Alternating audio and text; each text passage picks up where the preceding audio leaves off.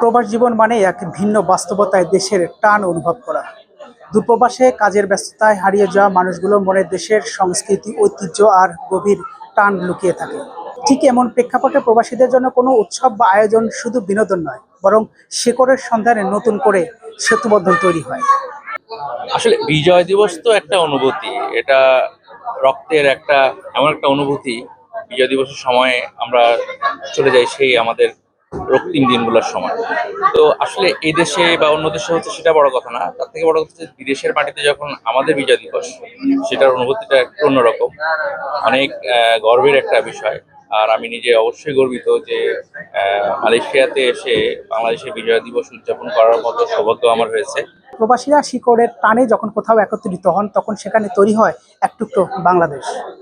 Global student alliance মালয়েশিয়ার আয়োজনে বিজয় মেলা সেলিব্রেশন অফ লিবারেশন ছিল ঠিক তেমন একটি আয়োজন। আমি জান্নাতুল ফেরদৌস কণা। আমি ইন্টারন্যাশনাল ইসলামিক ইউনিভার্সিটিতে এমএসসি মার্কেটিংয়ে আছি। আজ আমাদের মহান বিজয় দিবস উপলক্ষে আমাদের প্রোগ্রামটা আয়োজন করা হয়েছে। দেশের বাহিরে যে বিদেশের মাটিতে এত সুন্দর অর্গানাইজ প্রোগ্রাম হবে আমরা কখনো আশা করিনি। এখানে পার্টিসিপেন্ট আসতে পেরে আমরা খুবই আনন্দিত। দেন এখানে আমাদের দেশীয় সব প্রোডাক্ট, দেশীয় খাবার খুবই এনজয় করছি আমরা। বিজয় দিবসের শুভেচ্ছা সবাইকে। আমাদের বাঙালিদের জন্য বিজয় দিবসটা আসলে অনেক আনন্দের এবং অনেক গৌরবের, এবং আমরা যারা প্রবাসে থাকি মালয়েশিয়াতে তাদের জন্য আসলে বিজয় দিবসটা তেমনভাবে পালন করা হয় না, কিন্তু এই ধরনের অর্গানাইজেশন যারা আসলে মালয়েশিয়াতে বিজয় দিবসগুলো উদযাপন করার জন্য অনুষ্ঠান আয়োজন করে, আমরা সেখানে আসলে মন ভরে সবাই সকল প্রবাসীরা সেখানে উপস্থিত হই, বিকজ আমরা বাংলাদেশটাকে ফিল করি, বাংলাদেশের বিজয়টাকে ফিল করি। এবং পাশাপাশি আপনারা জানেন আমি যার প্রতিনিধিত্ব করছি বাংলাদেশের খুব স্বনামধন্য একটি ব্র্যান্ড, মিষ্টির ব্র্যান্ড, সেটা হচ্ছে বিক্রমপুর মিষ্টান্ন ভান্ডার।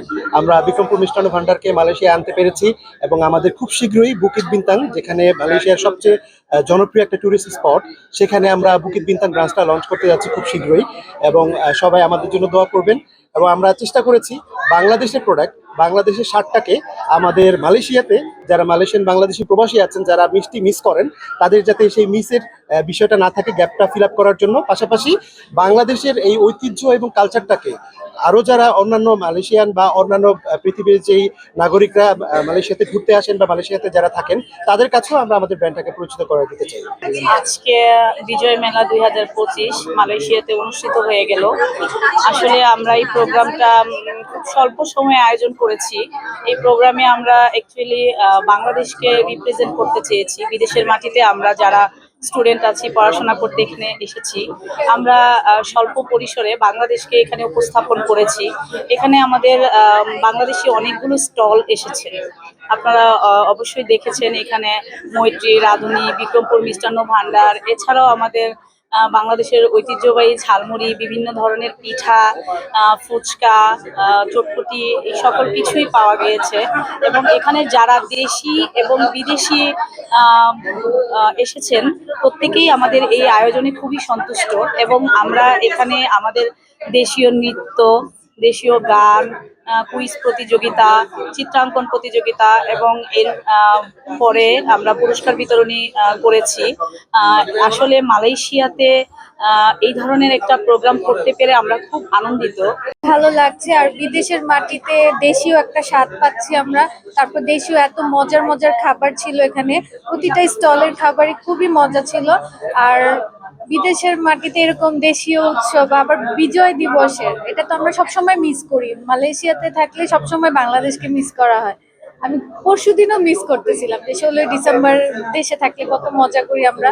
তারপর পিঠা আছে, প্রতি মানে স্টলে স্টলে পিঠার ইয়েটাও পাচ্ছি, ফিলটা যেমন দেশে আমাদের পিঠা পাওয়া যায় শীতকালে। সো ওইটা মিস করতাম, এখন এটাও পূরণ হয়ে গেছে। আজকের এই বিজয় মেলায় মালয়েশিয়ার বিভিন্ন প্রান্ত থেকে বাংলাদেশিরা এসেছেন নিজেদের বিজয় উৎসবের আনন্দ ভাগাভাগি করে নিতে।